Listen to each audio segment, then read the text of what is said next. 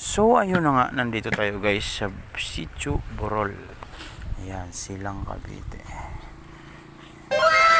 Yan ang papasok nila dyan.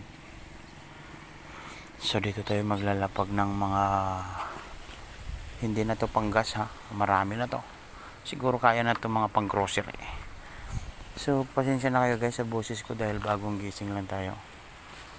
Sa totoo lang, medyo malaking sakripisyo tong ginagawa natin dahil tayo ay puyat, may trabaho tayo, tapos diretso tayo sa parisan, pero itutuloy natin ang ating nasimulan. Pero sa kabila ng lahat ng yan, dadalawa ang nag-like sa atin, pero okay lang yan. So hindi na natin patatagalin, dito na tayo maglalapag dahil dalawa ang iiwan natin dito, hindi lang pang gas, siguro pang bigas na rin at pang grocery. O ayan na, Sitio Burol, dito tayo mag-iiwan. Shout out sa mga kasubaybay natin dyan. Eto sila oh.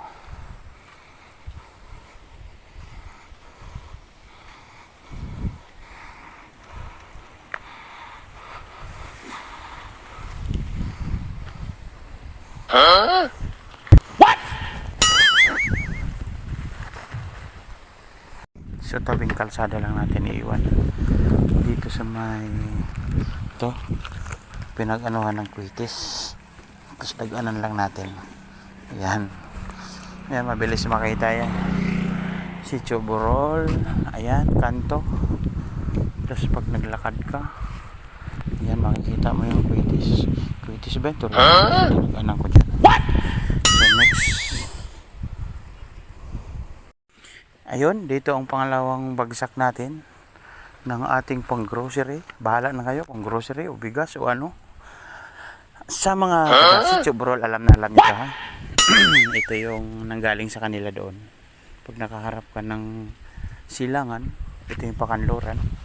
So saan ba natin iiwan? Siyempre dito lang, tabing kalsada lang. Ilalapag lang natin dito sa tabi. Dito sa tabi.